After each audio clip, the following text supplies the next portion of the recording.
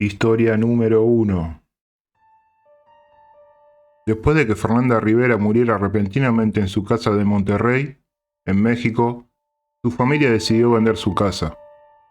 La casa había permanecido intacta cuando la señora Francisca Santos se mudó durante el mes de noviembre de 1981. Cada mueble de la señora Rivera estaba tal y como los dejó. Su ropa aún llenaba los armarios y vestidores, y Francisca, ansiosa por hacer la casa como propia, dijo que tendría que limpiar la casa y reformarla a su gusto. Entonces fue cuando el problema comenzó.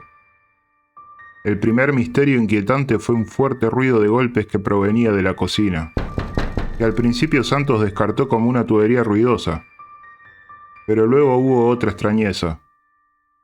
Santos cerraba habitualmente todas las puertas y armarios antes de retirarse a la cama, solo para encontrarlos de par en par por la mañana.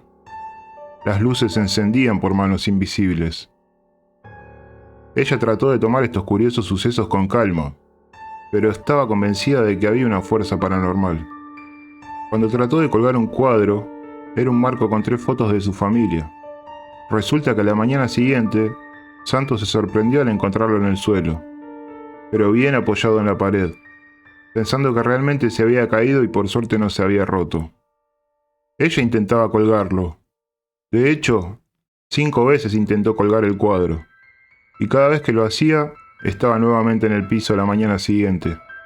Siguiendo su impulso, colgó un cuadro en el dormitorio de invitados, mucho más abajo en la pared y demasiado cerca del interruptor de luz. Pero esta vez el cuadro no se movió. ¿Por qué? Cuando Lucas, el yerno de Rivera, visitó la casa para terminar de concretar los últimos papeles de la titularidad, comentó que la señora Rivera había colgado un cuadro muy especial en ese mismo lugar.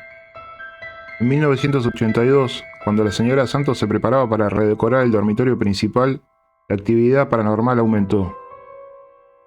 Ese mismo día, ella compró pintura y papel tapiz, pero cuando llegó a la casa y lo dejó en la habitación principal, se sintió desconcertada por la sensación de ser observada.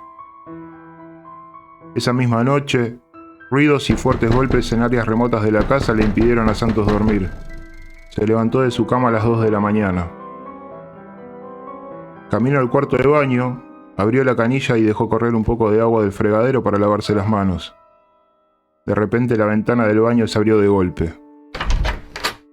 Ella la cerró, volvió a su cama y se sentó asustada. De nuevo la ventana del baño se abrió. Y en el mismo instante la ventana del dormitorio se cerró de golpe. Las puertas plegables de un armario se rompieron y la puerta de otro armario se cerró de golpe. Su perro ladró frenéticamente ante el espectáculo aterrador. Eso es lo que hizo que tuviera más miedo. El pensamiento de la solitaria Santos fue salir de la casa. Cogió a su perro y huyó de la habitación entrando en el pasillo y se topó con una fuerza invisible. Había una zona que ella más tarde relató como una masa en el pasillo, como si algo siniestro y feo estuviera concentrado allí. 3 fuerzas distintas estaban en el pasillo, una a cada lado de ella y una bloqueando la salida. Reuniendo todo su coraje, gritó a lo que fuera que estaba allí para salir, que se quitara de en medio y se abriera paso entre las presencias oscuras. De alguna manera sintió que las 2 entidades que estaban a su lado estaban sorprendidas de que ella fuera capaz de hacerlo. Sintió que la entidad frente a ella fue derribada. Salió corriendo por la puerta trasera y se alejó a toda velocidad en su coche aún con el camisón puesto. Ella nos deja este consejo. Siempre que se muden a una casa nueva, traten de limpiar las energías que quedaron del dueño anterior. Historia número 2.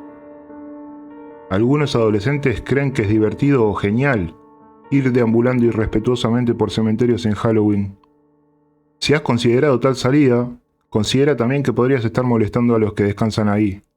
Podría incluso seguirte hasta tu casa. Una chica de 17 años cometió ese error. No era Halloween, sino la primavera de 1978, cuando una niña llamada Fernanda y varios de sus amigos decidieron hacer camino a través del cementerio local, pisoteando tumbas mientras reían y bromeaban, pero su familia pagó el precio de esa broma. Varias noches después, Fernanda se despertó para ver la aparición de una anciana sentada en una silla cerca de su cama. El espíritu no era transparente, y Fernanda no sintió ningún daño, solo se la quedó mirando. La experiencia fue como un sueño extraño, pero fue así durante varias semanas.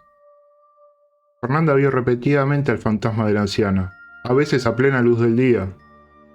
Seguía a Fernanda de una habitación a otra, flotando a menos de 30 centímetros por encima del piso.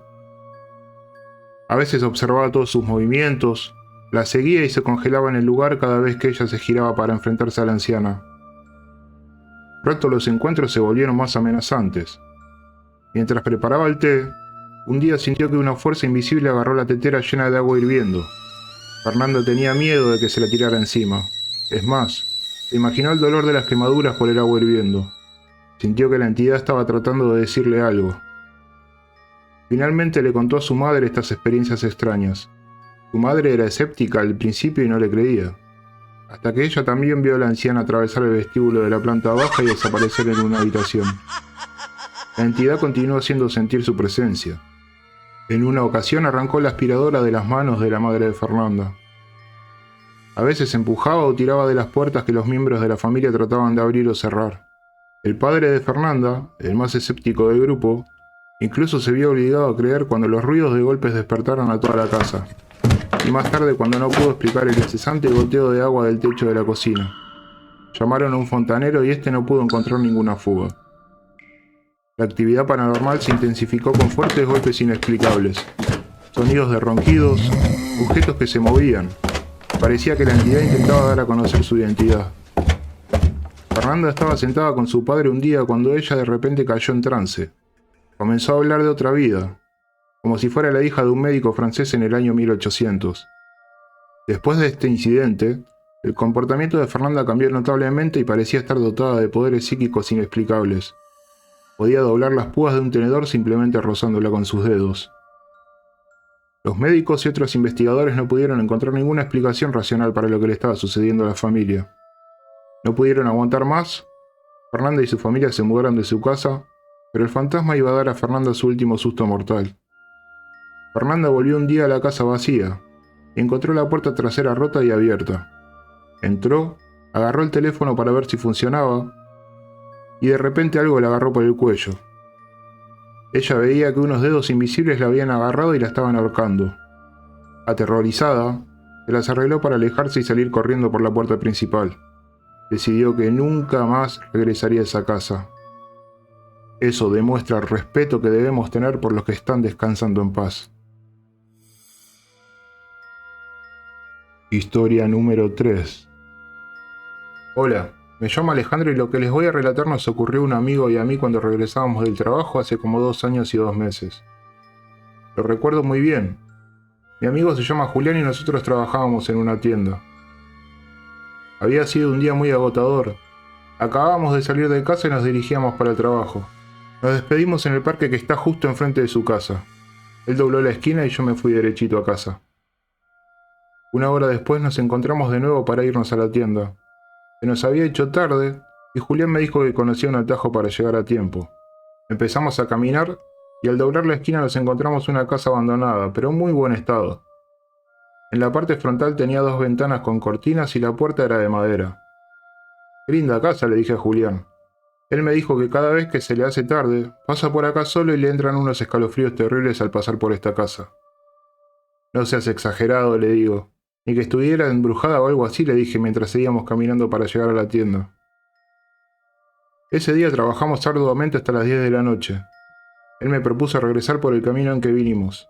Yo, para demostrarle que no tenía miedo, le dije que sí. Empezamos a caminar y nos topamos de nuevo con la casa. La calle estaba muy oscura y Julián me dijo: «Creo que es mejor que nos vayamos, ya me dio miedo». «Vamos», le dije, «no seas miedoso. ¿Ves que no aguantas nada?». En eso estábamos cuando de repente la casa se iluminó. Era una luz como azulada. La casa se veía preciosa, pero al mirarla bien daba un escalofrío del cual no me quiero ni acordar. Julián me dijo que nos fuéramos, pero no podíamos movernos. Estábamos como pegados al suelo. De repente vimos como una niña de unos 6 años nos saludaba con la mano desde la ventana. Estábamos pálidos de miedo. Las luces se apagaron y quedamos en penumbra de nuevo. Escuchamos un grito que venía desde la casa y sentimos como algo nos empujaba hacia el suelo. Caímos y nos levantamos enseguida. Habían sido los 3 minutos más largos de mi vida. Nos fuimos corriendo por donde habíamos venido. Julián llamó a su madre para que nos fuera a buscar ya que estábamos temblando de miedo. Su mamá al llegar nos preguntó qué es lo que había pasado y le contamos todo. Ella nos dijo que en esa casa habían asesinado a una niña de 6 años y que ese evento ocurrió a las 10 de la noche, justo a la misma hora que nosotros la vimos. Después de haberla asesinado, la habían enterrado en esa casa. La verdad no sé si lo que nos dijo la mamá de Julián sea cierto o no. Lo que sí sé es que lo que vimos ese día fue real y nunca, nunca lo voy a olvidar. Si te gustó el video, dale like y suscríbete para seguir viendo más historias. Gracias por tu tiempo, querido espectador. Nos vemos en el próximo video.